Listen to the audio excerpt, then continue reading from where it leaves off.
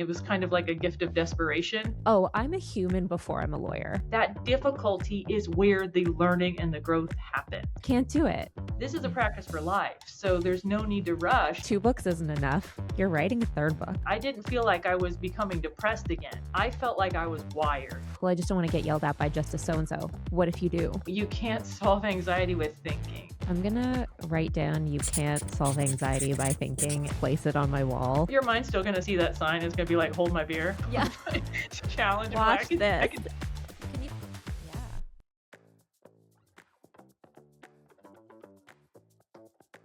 Hi everyone, welcome back to Non-Billable Hours.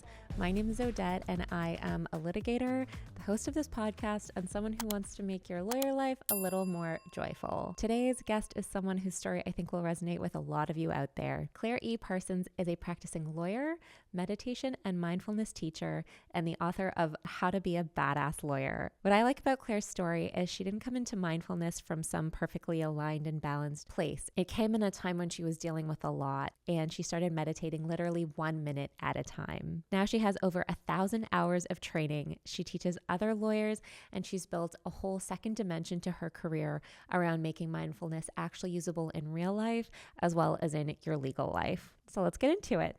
All right. Welcome, Claire, to the podcast. It's nice to meet you. You too. Thanks for having me. Thanks for being here. You're in the States. You're in Cincinnati. Is that right?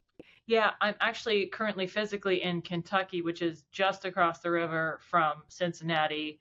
Nice. But I work in both Kentucky and Ohio. I'm actually at a bigger firm.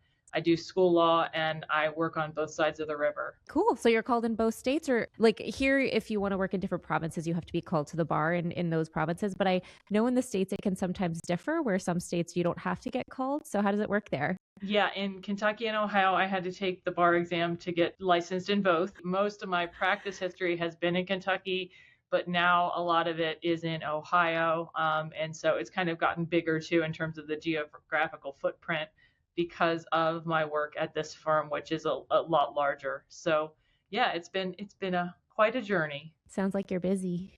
Yeah. Yeah. I prefer to be busy. I think a lot of lawyers do. I don't think we like to be idle. I think we're quite bad at it. Yeah. My first question for my guests is, why'd you go to law school? Why did Claire want to become a lawyer? The real big reason is my parents were lawyers. I'm actually a 3rd generation lawyer. My grandfather was a lawyer. My father was a mechanic. His father was a mechanic. My mother's father was a mechanic. He had his own little firm that he practiced out of and did general practice, wrote people letters for $500. He was just a really well-loved person in the community and practiced up until he was in his 80s, came in, at 10, read the paper, went to lunch, took a nap, saw his friends, and stayed really mentally sharp for all of his life. So he was a really good role model. And my mom did family law for a long time, served as judge for a year. And then my dad actually was in local government for the majority of his work life, but he retired and then went back to law practice doing economic development work.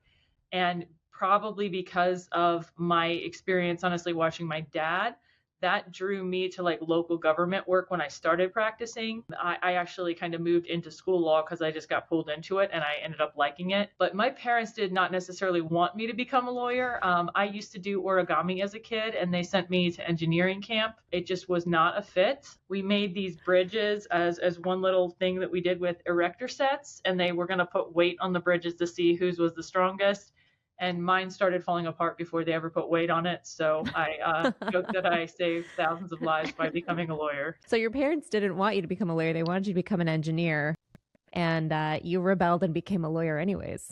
Yeah, they weren't really opposed to it, but they certainly didn't push me into being a lawyer. You said you practice school law. For those of us who don't know what that means, it's me. Hi. What is school law? I do some employment law and some litigation in other areas too, but the majority of what I do is relating to educational institutions. So primarily kindergarten through high school institutions. So I work with schools, school districts, educators in a variety of disputes. Special education is one of the ones I have focused on a lot, but I've done almost everything. My firm also, because of its size, does a lot of investigation work as well as things where we're neutral, such as hearing officer work, which is really fun. And that was one of the things I really liked. We also do a lot of training, and I really enjoy speaking and writing, and that's a part of my job. So in addition to like fighting fires the way that you do with litigation or other issues, you get to solve some of the issues too with that. And that's really kind of nice to be able to do. And you are a big advocate for mindfulness. You've written books, and I want to get into your books first. But first, I want to talk a little bit about what your legal career looked like before mindfulness entered the picture and how discovering it kind of changed. So was it stressful? Was it anxiety inducing? Were you an overthinker? Like, what was early lawyer Claire like? I was actually still new in my career when I first started it. I started meditating about 2013 was when I started consistently doing it. And so that was about 5 years of practice. It was just after the birth, it was about a year after the birth of my first daughter, who's now, or will be 14 at the end of April. I had postpartum depression with that pregnancy. It was a difficult pregnancy. It was sort of a red flag situation where I realized I needed to get a handle on this because now I have a child and I don't want to pass all this on. And I sort of saw that this was just yet another incident where something goes bad in my life and I don't have the skills to handle it. And so I needed to find some better ways. I actually started meditating when I had a 2-week wrongful death trial coming up out of town. My caseload was just out of control. And so I actually started meditating at 1 minute a day at that point. I had read about it and just kind of used a timer on my phone. The apps didn't exist then, just sat down and started doing it, and it just helped. The big issue for me was not so much like workload or anything. Like I did insurance defense, but it was bearable most of the time. The reason it was so bad then was that I was a new mom and I also was like not sleeping, very well. My daughter didn't sleep through the night until a couple months later, actually. That was life-changing. And so I started meditating then when I really just was needing something to cope. And so really my issues were really the perfectionism, anxiety, lots of overthinking. And some of that I didn't even start to get a full handle on until a couple years down the road when I started to make bigger adjustments to my life. But just meditating for a few minutes a day, it just was something to help me kind of hang on, to notice things. And it just made a huge difference over time. Now, I had attempted therapy at other times. I will go to therapy in the future if and when I need it. I have taken medication, so I always am really open about that. And I tell people there's nothing that says you can't try meditation and also therapy or medication. They can go together. But for me, it wasn't really until I found meditation that things changed, because so much of my pain was really the thoughts, and meditation really does help you confront and learn to manage those thoughts a lot better. Makes complete sense to me. I've been on medication. I've been going to therapy since I was an undergrad. And I think meditation it's like therapy's wonderful, but for all of the minutes of the day you're not with your therapist, what are you doing for yourself? They can give you tools, but unless you're using those tools in your everyday life, like that an hour a week or hour every 2 weeks, it lasts a day, but then you kind of return to that anxious baseline, right? So was meditation suggested to you, or is it something that you found on your own? It was something I found on my own. I know a lot of people do find meditation through therapists. With my daughter, like I had stopped going to therapy by that point because I was doing better. And I think I had already weaned off the medication. I was just on a basic antidepressant for a while, and I had been okay. So I had been off of that. And it wasn't so much the stress that I was dealing with. I didn't feel like I was becoming depressed again. I felt like I was wired. I felt like I couldn't handle everything that was coming at me. And so that's when meditation happened, because literally, and I think I wrote this in my book, but I just felt I needed to stop. It was like, it's like being on roller skates and you got to hold on to the wall for a while. That was what it was at first. And that was really all it was at first, because honestly, when I first started, I did a minute a day because that was what I could tolerate. I had such intense thoughts. It was like a waterfall. And so all I could do was a minute, but it actually kind of just felt good just to sit there and not have to worry about things and to rest for a moment. And then gradually I increased that. And that was when I was able to start, unraveling some of those thoughts and figuring out some things that are going on in my body, start to realize how emotions work, start to confront all those doubts and things like that. And that's when really things just started to change. At first, though, I didn't tell anybody I was meditating, not even my husband, because I thought he would think I was silly. I lied and said I was napping, and eventually I came clean because he's like, "You don't nap. What are you doing?" You're spending an So yeah. awful long time in the shower these days. Yeah. Yeah. So eventually, I mean, I finally did start talking about it. But yeah, at first, honestly, I did not meditate because I knew it would work. I meditated because I had not found anything else that really had. And so I was willing to try anything. It was kind of like a gift of desperation. So I was a little skeptical, honestly, the whole time. But I think that skepticism made me really pay attention and be super curious about it and give it a good faith effort because I wanted to really see, like a scientist, is it going to work? And it actually did help me a lot. I love that you started with a minute a day, because I think so many people, when you want to try something, you think the perfectionism, I think you mentioned, but when you want to try something, you think, well, if I can't sit down and meditate for an hour, it's not worth it. I think if you can't sit down and meditate for an hour, you're normal. Yeah. I think you probably could sit down and meditate for an hour. You just have a lot of hard, thoughts and emotions and sensations in your body coming up. So, and actually that's the way I teach it in the book, and I did it for a reason. So there's a program called mindfulness-based stress reduction. It's very important. It's great. I'm so glad it exists because we have all kinds of research on mindfulness that exists because of it. But I think it's a little bit crazy that program suggests to people to start at 45 minutes a day.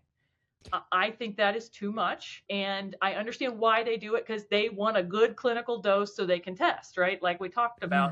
Yeah. And for that program, and with like some teachers and a community, that might be a little bit different situation. A lot of us are starting on our own. And so that's why I'm also talking to lawyers in the book. So start small and then just give yourself time. I mean, over a few weeks, you can work up to 20 minutes, which is a nice, robust period of time. You can add on another period later. You can always do more. This is a practice for life. So there's no need to rush. You always have some more time to add on and bring in more as you need it. And my practice has shifted and changed quite a lot over the years. I think it almost has to stay fresh. So I'm of the philosophy that it's best to start small, but yeah, it's best to also kind of grow as you go as well. Trying to start with a 45-minute meditation to me seems quite intimidating. It's like telling someone who's never run before, all right, we're going to start you off with a casual 10K. It's like, let's start off with like 2-minute run walk for 20 minutes and go from there, because it can really turn people away. And like you said, if you can't do it for that long at the beginning, you're probably pretty like that's normal. Yeah, it's right. normal. It's like anything. We're not used to it. I mean, I just did a 7-day retreat last May, and I knew the sits were going to be about 45 minutes because I've done retreats before. I've sit about 30 most days. And so in preparation for that retreat, I started sitting at longer increments to get myself ready, not because I was worried that I couldn't do 45 minutes, but just that it would be a lot easier for me if my body was kind of more accustomed to sitting for that duration. I really believe in the gradualist approach for just about everything. I mean, even if you're when I started working out again after I had my second daughter, I started with walks around the block and some really light yoga because that was what I could do. And, now I can do a lot more. But yeah, I just believe in it because give yourself time to adjust and build those new skills, because that's what you're trying to do. And I think just being kind to yourself when you start something new, because it is hard. Lawyers and women are really bad at being kind to ourselves, and women lawyers are even worse, I find. How long were you meditating for before you started to be like, okay, like this is actually working. This is actually changing something for me. Now I'm going to start expanding my time. I started expanding real quick. So I didn't stay at 1 minute for long. Like literally, I think after the first week or few days, I started to be able, I'm like, oh, I can do 2, I can do 3, I can do 4, I can do 5. After a couple years, for about a year, I quit meditating entirely. Because I had all this resistance. It was 2016, just a bad year. My mother-in-law died that year. I was pregnant with my first daughter. I had her early in March, and so a new baby's just kind of hard on you. All my bad behaviors kind of came back. All my bad habits came back. So early in 2017, I was even contemplating going back to therapy, and I was like, it's going to take me some time to find a therapist to get in. So I'm just going to try to meditate and see if that helps. And if it doesn't, then I'll just find a therapist.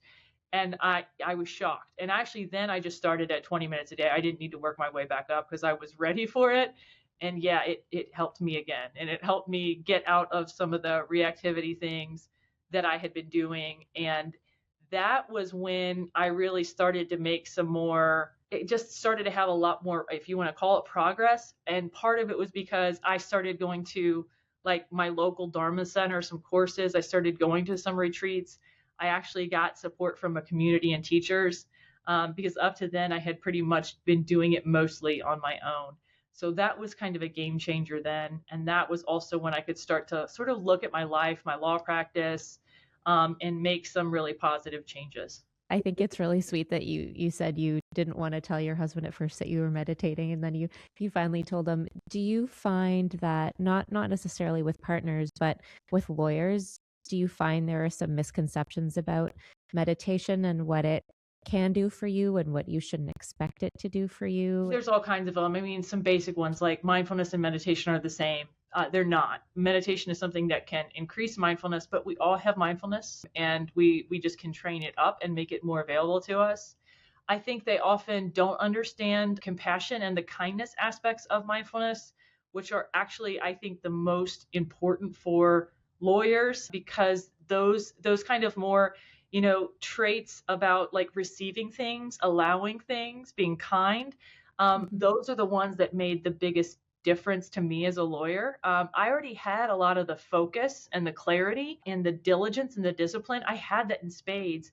It's the other, more compassion traits that I really needed. And so I do emphasize those. That is why a lot of times, like, I call myself a mindfulness and compassion teacher. I put it on my book because those are really important. And I think people miss that the most. I think people increasingly are aware of what mindfulness practice can do.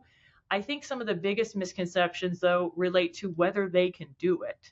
And I think a big issue is that people keep trying to do everything on their own. And truly, over the millennia, mindfulness practices have been taught and learned in communities. And so the biggest things people can do to help themselves is build a community around it. I think, part of my teaching and writing and speaking on this that has been most important is also for me as a student of mindfulness, because it's given me a community where I can discuss things with groups, where I can learn from people. And that's just been really remarkable. I want to talk about your book, How to Be a Badass Lawyer. Is this your first book? And when did you write it? And what prompted you to write a book about mindfulness for lawyers? So I always wanted to write a book. I didn't necessarily know what. In 2018, I was blogging for a group called Miss JD after I made partner at my first law firm. And it was about tips about how I made partner and stuff like that. I did write an article about mindfulness during that, and some of my blog posts got republished and stuff. I also had to start using social media then, because no one was going to see the blog posts just on the website itself. I had to learn how to share it out. So I started playing around on LinkedIn at that point, and sharing those. And then I started sharing other posts because I saw some other people, eventually people actually read some of them. It was pretty quiet in 2018, but people started to read them. And then my network kind of started to grow, and I decided I liked it. I kept writing. So after the blogging, I kept writing on LinkedIn. I went from about 500 to 5,000 by 2020.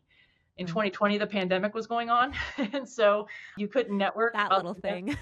Other than LinkedIn. So I was on LinkedIn every day. I was in a group of women lawyers, and we actually wrote an anthology book about using LinkedIn at that point. I wrote a chapter, and that was in November 2020 that came out, and I just was like, this is not enough.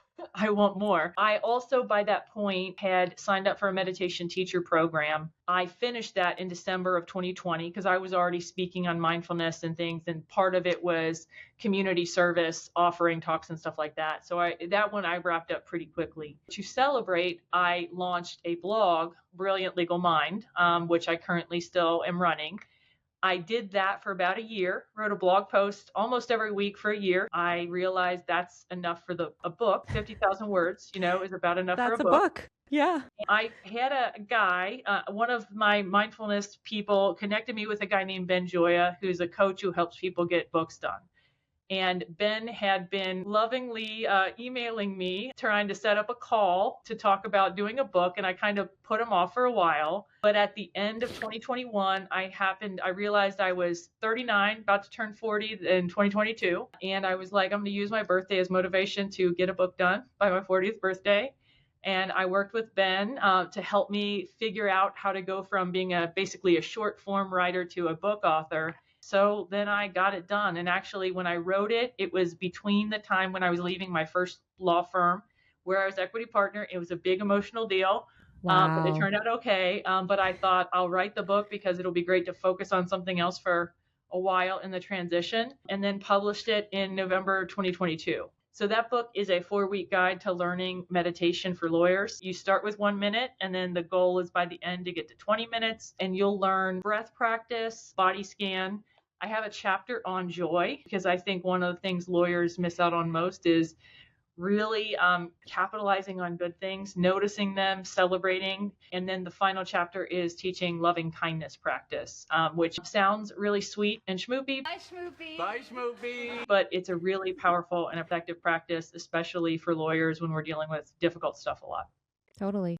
For ourselves and for others. The joy, the fact that we don't let ourselves feel joy or don't allow ourselves to enjoy it in the moment is, I think, something that will resonate with a lot of people. And before, when you were talking about one of the goals of meditation is to find, I think you said like kindness and empathy. I think that's really important. No matter what kind of lawyer you are, you're going to run into people who are having a tough time. Like for me, I'm insurance litigation. So I'm either dealing with an insured who's being sued. That's not fun. Or I'm, deposing a plaintiff who's sometimes really badly injured, and that's not fun either. Obviously. And it can be really easy to get jaded in our job. And so I think anything to kind of bring you back to, oh, I'm a human before I'm a lawyer.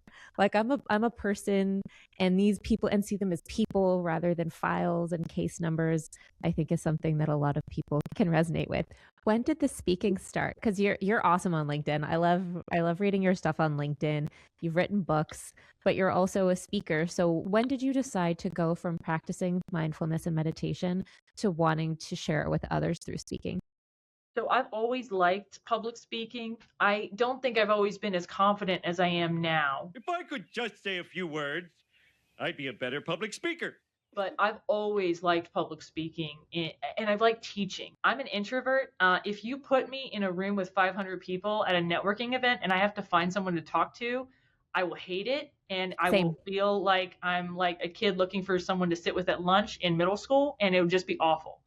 If you put me in front of 500 people and say, talk to them for an hour, I'll be jazzed up. I'll love it, every single minute of it. So I can't really explain that, but the issue is if I get to talk about something that matters to me, that I know a lot about, it's very easy. I like teaching. And so I was already speaking for my law practice whenever I could. I was already writing because I'm an introvert. My firm said you have to go develop business, but no one really told me how. So I started writing articles and speaking when I could because those were the skills I had. I wasn't a good schmoozer, but I was good at knowing stuff and sharing it. And so when mindfulness kind of became such a thing for me, I first wrote about it, and then someone encouraged me to speak about it. I will definitely say that the stuff I do now, it's very different from how I first started. It was a little bit rigid, I think.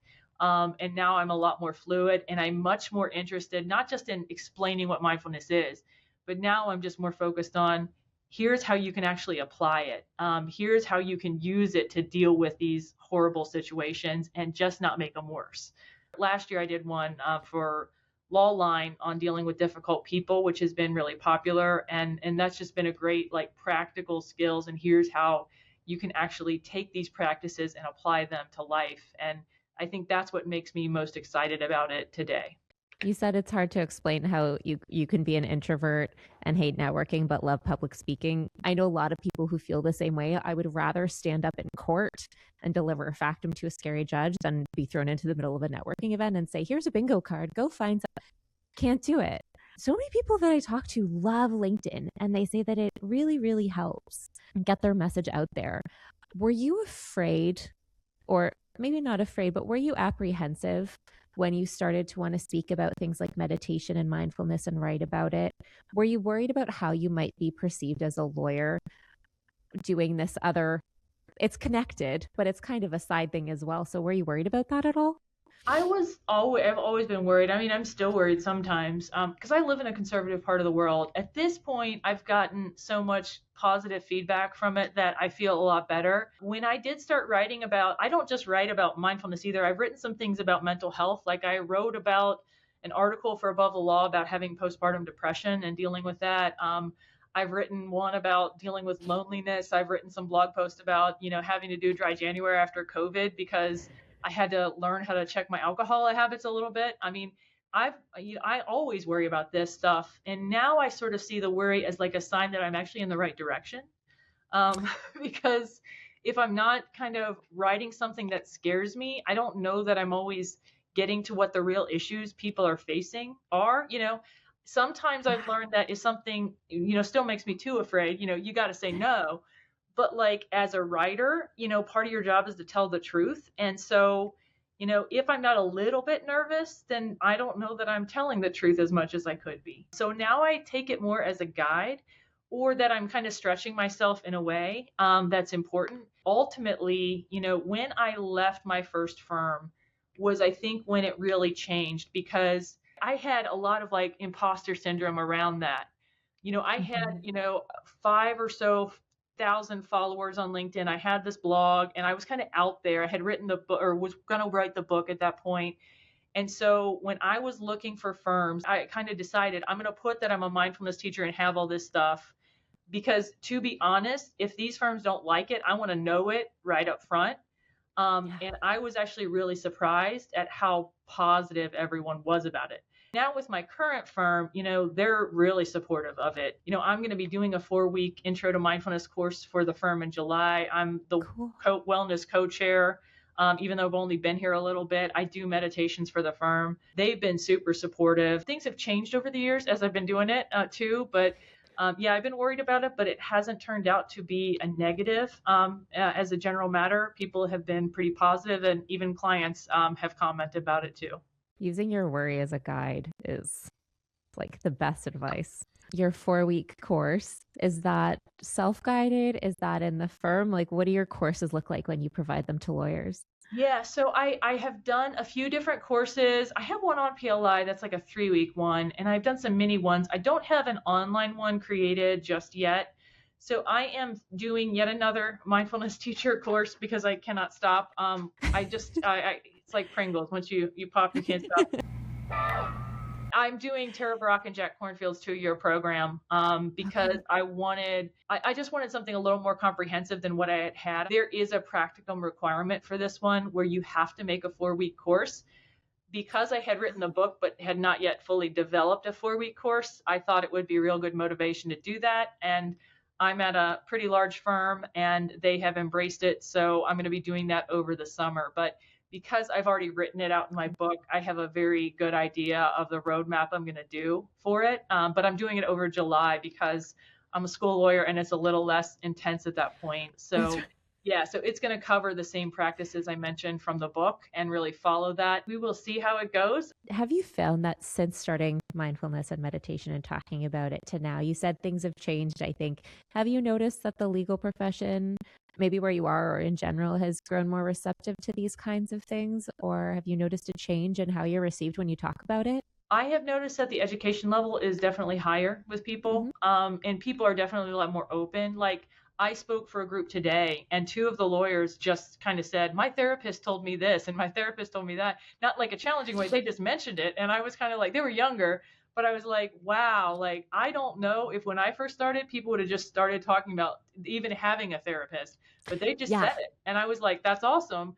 Part of it is probably that I led off by, we were talking about I was doing my confidence presentation and I started by saying, look, I talk about confidence because I've always struggled with anxiety And these practices have helped me just live a good life. So by sharing that, I think you create a sense of safety for people to share. But I definitely noted that two lawyers on the call just readily shared what their therapist told them. And I thought it was really neat. That is a huge shift. Like I think the openness, the willingness to share on mental health has changed. I did actually a session within my own firm on mental health, and we had some of our attorneys and staff just talk about their own experience. And I was really nervous about how that might go because the firm had never done that before. I kind of created this nice little safe container, managed some of the comments and stuff like that, and it was just amazing.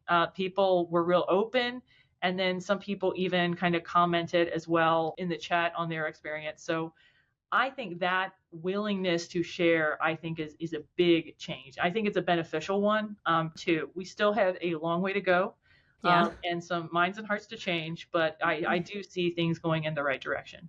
That's good news because I do too, but I'm not as involved in that kind of world as you are. So it's good to know that it's kind of a bigger shift in the States as well as in Canada. Yeah, when I started therapy when I was like 20, I was an undergrad. You didn't really talk about it. Like you maybe told your best friend you were in therapy, but it's certainly not something that you would share with professors or employers or on a, nationwide Zoom call. So it's really nice to see that people are being more open about it. It seems like you're really open about talking about your journey through anxiety.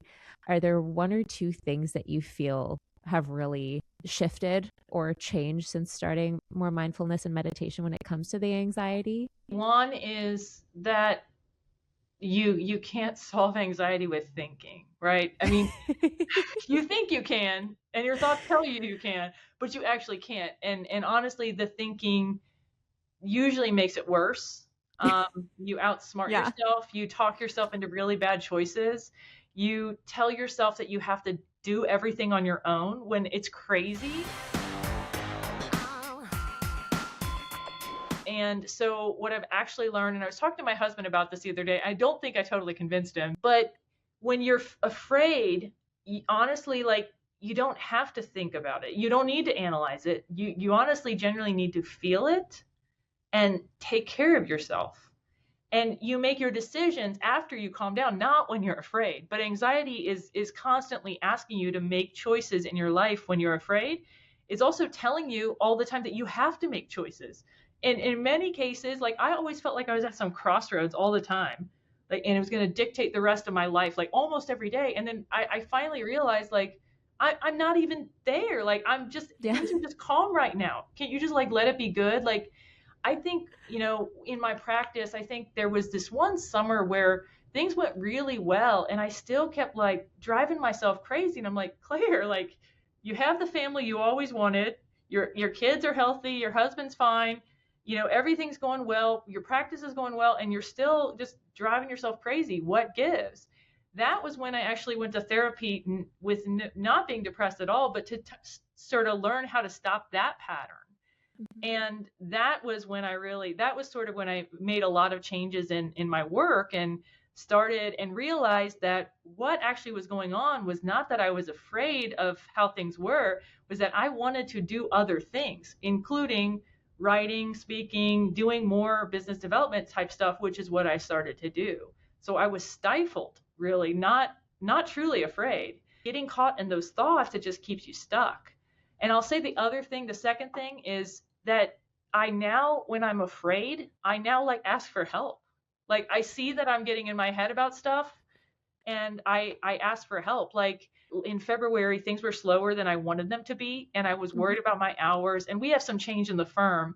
And so I was like getting into all these stories in my head about like why this is happening and blah, blah, blah, blah, blah. And I was just kind of like in a bad mood for a long time. And then finally, I just reached out to my colleague at work and I just said, hey, can I talk to you about this? I'm like in my head about stuff. And she talked to me and then we worked through it. And I felt immediately better. But doing that was something I never did before because I didn't want to tell anyone how crazy I was in my head and how much I was thinking. But now I do. And it goes away and you realize you're not alone and you have people to ask. And when you at least have someone to ask for help, it fundamentally changes the way you deal with problems. I'm gonna write down you can't solve anxiety by thinking and like place it on my wall because that is the best thing I've heard in a while. And I think you're right because when your anxiety is trying to make you come to all these decisions and come up with solutions while you're anxious, while you're in this like hyper overactive state, you're not going to make the best decision. You're not going to say the best thing. Sometimes it's better to just like stop. For me, shut up, um, and just breathe for a moment. Your mind's still gonna say like, see that sign is gonna be like, hold my beer. Yeah, So it's gonna take it as a challenge and be watch like, I this. can Yeah, give me time. So the thing is like the mind doesn't just stop though either, right? Like that stuff still comes up for me. I have it yeah. a lot because I've learned to sort of sit with it more. The good thing is, like when I said how I can let my worry be a guide, that's only because I don't let it stop me. I Right. still move forward, but yeah, now anxiety kind of when I have that pit in my stomach, sometimes I'm like, I got to drill down on this. I got to get real sure on this piece because that's making me nervous. And sometimes I do like better work or, write a better blog post or whatever because of that. So sometimes when you get to the other side of it and you don't let it stop you, Mhm. that worry, it can give you some wisdom. So I don't know that you can truly put it in a box or, set it out to pasture. If that works for you, please write a book because a lot of people would read it. But you can learn to let it from keeping you, boxed in your life and stifled so that you don't move forward. Would you say it's fair that it's less about compartmentalizing it and more about like using it as information? I think it's building wisdom to know even what is coming up. Right. And that wisdom is something that comes up through experience. And it comes up through paying attention to your experience. And that is fundamentally what mindfulness is about. So you do spend all this boring time noting your thoughts, noting what's going on in your body, all this stuff. And you sit there at first and you're like, what the heck am I doing? And then down the road, you start to realize, oh, wait, this thought, this one that I'm not good enough, this one that nobody likes me, this one that I'm being excluded, this one where I'm the victim. All of those thoughts, you realize those are patterns. I did this yesterday. I did this 3 months ago. And look at what it did to me. It turned me in knots and it ended up not even being a thing. I realized it was false information. I was relying on the wrong thing. I was looking at the wrong thing. That's the wisdom. So some of it is realizing that these patterns happen to you. And so when you see them as these patterns, you Mhm. don't have to spend as much mental energy dealing with each little one. But B, you also learn, hey, what did I do last time this pattern came up? How did I Right. respond to that? And you learn kind of better skills. Maybe it is just sitting with it. Maybe it is talking to a friend. Maybe it is just ignoring it. Sometimes you can just ignore it. But Mhm. it's that wisdom piece that is really important. And wisdom only comes through paying attention to your experience with clear eyes. Sometimes when people talk about mindfulness and meditation, it can feel a bit abstract and it can feel a bit not that that's a bad thing. I think thinking in the abstract is great sometimes, but the practicality and where you can get to and how like the roadmaps I think is really helpful. And I know that you've written a book about that, but you've also written a children's book as well you were telling me about. Yes. What's it called? It's called Mommy Needs a Minute. When I was leaving my first firm, the night I think I gave notice, and I was a little bit of an emotional mess. I was about to put the kids down, but I had like 20 minutes left before they went to bed. And I had kind of toyed with the idea of a children's book, never knew what it would be about. And I just started writing, and a poem came out of my head. I don't know about you, but like I'm someone that kind of comes up with fake song lyrics all the time. Like, not a poet, but I do make rhymes up sometimes. And I always do for my kids. And they're like, is that a real song? And I'm like, no, that's not a real song. Down to the basement today with my laundry and a roll of quarters. So I came up with a little poem, and it's "I love you so, my darling babies." That's the words just kind of started to come out, and I wrote it down. I sent it to my friend who draws pictures, and my other friend Jeremy, who's a lawyer who helps lawyers publish books. Yeah, it was just a fun project. So that's about like a working mom who comes home and wants to rest, but her kids won't let her, and things are not quiet. And so she's basically explaining to her kids why she needs a few minutes of time and how she will come back when she's done. So it's just like a funny, real thing about how, we sometimes want to rest, but we aren't always given the opportunity if we've got, families or other people who depend on us. Acknowledging that you need a minute to yourself, even especially when you're a mom, is really important. And yeah, 2 books isn't enough. You're writing a 3rd book. It's in progress. Or you've wrote written a third book. Now I'm trying to fix the 3rd book. Okay. So I did write a 3rd book. I wrote a novel, which I have not really written fiction before, other than like assignments in school. I never really planned to write fiction. And this is one that took a lot longer. I don't know when the idea started to form. So I have attended a meditation retreat around between Christmas and New Year's several years. My local community group does one at New Year's. That's a great time to go on retreat if you're a lawyer, because everything's a little bit dead then. So I've always gone to that one. And then I also have read A Christmas Carol every year for about 10 years, over 10 years. And the ideas just started to merge in my mind. So it's a lawyer who goes on retreat for 3 days. And over the course of that time, she's visited by inner demons from the past, present, and future, and has a remarkable transformation. So that is what it's about. I used A Christmas Carol and the structure from it because I don't really know how to write fiction. So I used it as like a roadmap. I kept it pretty short, so it's an easy read, so people can go on retreat in a couple of hours if they want. And it's a nice teaching tool. So maybe sort of like a business fable. And I decided to call my coach, Ben, up, and we're working together on this one again to help me get this to the finish line. I hope to have it out for the holidays, since it'll be sort of a holiday kind of book. That's perfect. You know what? I'd much rather read that than just watch my normal, which I love, but like the bad Hallmark Christmas movies. I just watch way too many starting in like mid-November. My fresh new story. I want to stay in Iowa for Christmas. Girl, the story you found is that hot piece of man. So I feel like a book will be a welcome change from that. And it sounds so fun. And I know you were saying you're working on the title, so you don't have the title yet. But perhaps anyone who's interested in it can just follow your page or follow you on LinkedIn and figure out that way when you release it. If you follow me on LinkedIn or follow the blog, you will get information about it. On the Hallmark movie thing, though, I actually kind of thought about that. So it is a little Hallmark movie. We don't have like the romance. It's more a relationship between 2 sisters, and actually her boyfriend leaves her at the beginning, and that's why she ends up on retreat. So it's a little bit sad, but it is sort of a homecoming. It's a very simple story. It tells you, it gives you kind of some insights. Honestly, even those little simple stories, you can learn stuff from them. And mindfulness historically has been taught in the form of myths and stories over the years, not through research studies. So I just thought it was great to give people something that warms their heart a little bit, and they can come to mindfulness in a little bit new way. Honestly, I think that's why I resonate towards those stories, especially that time of year, because the simple things can be so rich and so full of knowledge, and you can really find a lot in the simple things. Like they say, enjoy the simple things in life. I think that's true of books too. Sometimes I love to read a super complicated novel, but other times you want to read a simple story that teaches you some things maybe about yourself. Do you think you'd want to write more books? Have you caught the bug?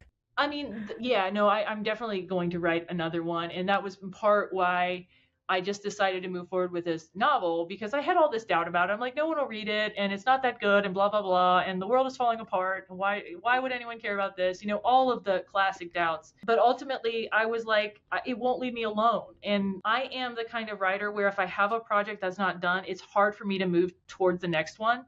And so I was just like, let's get it done. And I think my next book may be about confidence. And what better story to tell than I wrote a novel and published it and nobody read it and I lived through it, or I wrote a novel and published it and all kinds of people read it and it was a raging success. So either way, it'll be great for a book on confidence. And also I don't think no one will read it. It sounds like you're pretty good at what you do, but even if no one reads it, that's not even failure. That's just, you're putting yourself out there and you're honing a skill and a craft and you're learning something about yourself. So and the world is falling apart. What better time than to create something nice? Yeah, And when I wrote Badass Lawyer, which more people have bought and read than I expected, one of the things I laughed about was I was worried about it. Like, what if no one buys it? And what if no one reads it? And I know my mind just answered to myself, you'll just write another book. It's like, Yeah. I laughed because I was like, that is true. I'll just write another one. So my mind likes to come up with words. I like to write, so it probably won't really stop me. It'll just be a learning point. I had the same fear when I started this podcast. I was like, what if no one listens to it? What if people think it's dumb? What if it doesn't resonate with anyone? But I think you went back to talking about stories, sharing stories, and I think everyone has a story to share. And I think parts of our stories will resonate with people and sometimes they won't.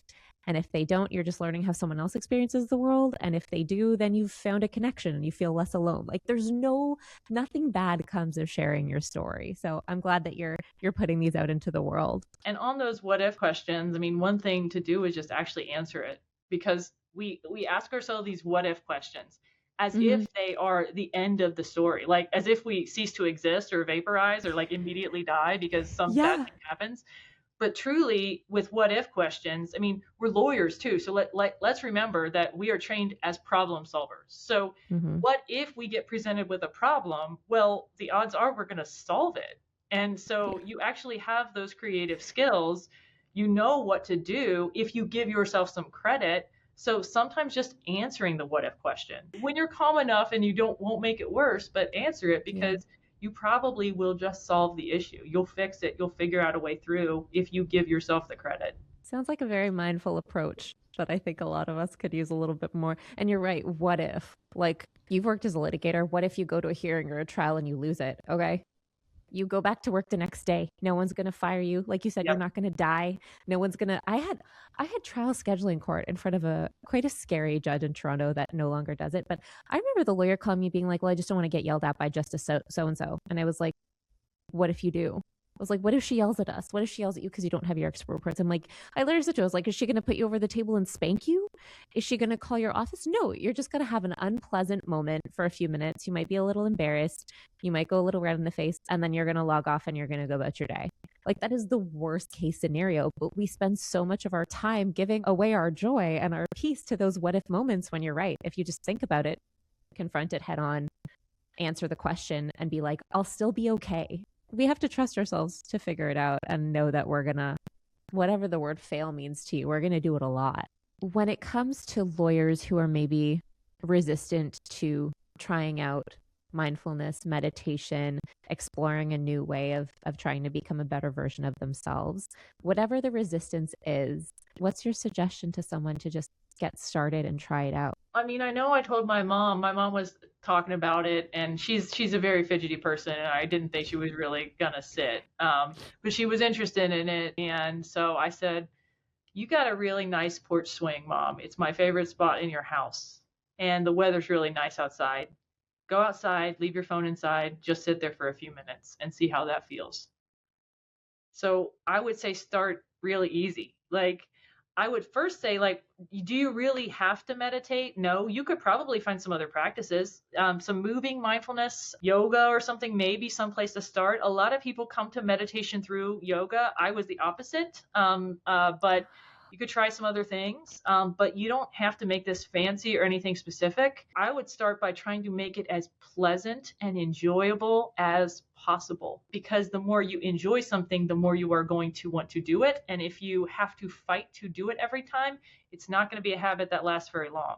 You know, have a nice candle or a nice area, you know, have a little bit of background music if it helps you, that's soothing. Treat yourself really well. Treat yourself. Treat yourself 2011. And make it a nice experience, then see how you want to do it. You know, it doesn't have to be austere and about discipline. We have that in our law practice. So do it the other way would be my suggestion. Go the opposite way. Yeah. Make it easy. Make it soft. Yeah. Make it enjoyable. I love that advice. Or just buy Claire's book. I also do have a blog post about ways to enjoy your meditation practice more. If you want a habit to stick, make it a little bit enjoyable. Make it something you actually want to do, because then you won't have to work at it. Make it easy. Make it simple. When people say what's the best type of meditation for me, I say it's the one you will consistently do.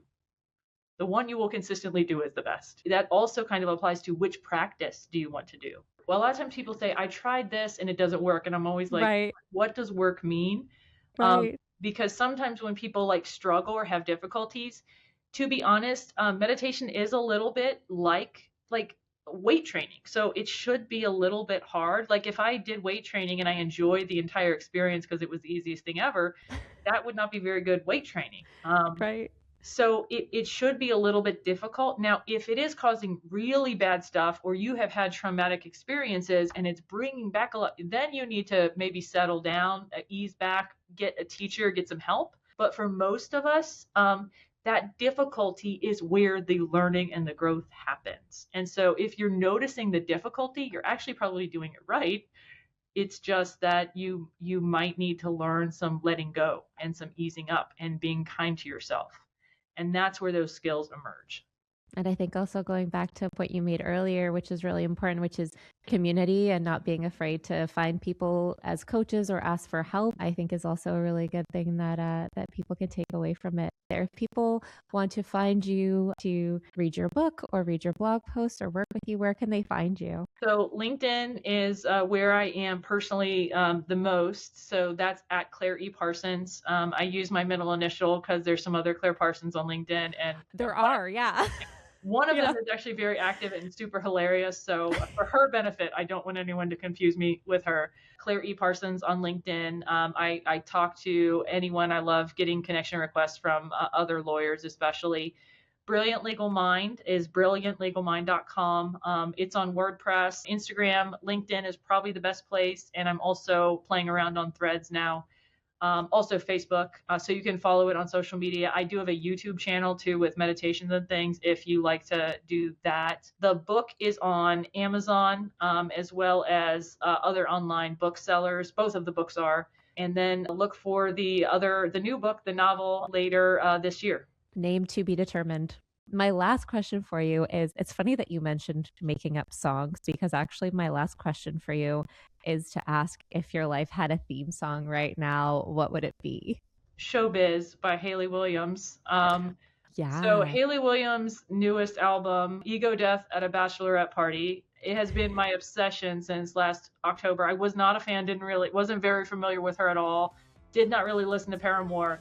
And I heard that and I was like transported back to like the 90s in terms of the sound, and I just loved it. Her song Showbiz is about like performing and doing that work. It actually really reminds me, I know this sounds weird, but it reminds me of like when I do my seminars, when I speak, when I teach, because it's that like connection and that sharing that I really like. And I do feel like I'm in front of all these people and I know it's pressure, but I feel like I can be myself and have fun with it. So I'm going to go with Showbiz by Hayley Williams. And also everyone should go listen to that album because it's fantastic. You should get royalties for that. I did write a blog post about that as well, which usually if there's something I like, I find a way to write a blog post and relate it to mindfulness or mental health. Her album actually does have some stuff about mindfulness and some mental health kind of stuff. She has one song about a love song for her antidepressant, and she has another one about negative self-talk. So it's not too much of a stretch in that one, but I wrote it truly because I just loved the album so much. It's a great one. Beautiful.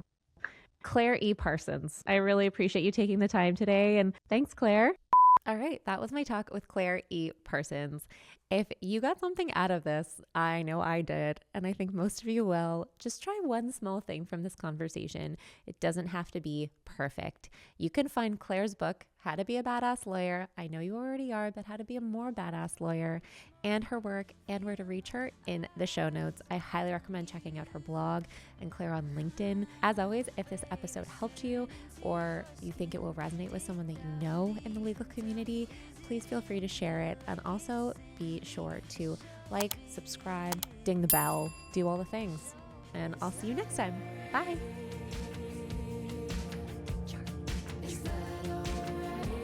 And if we had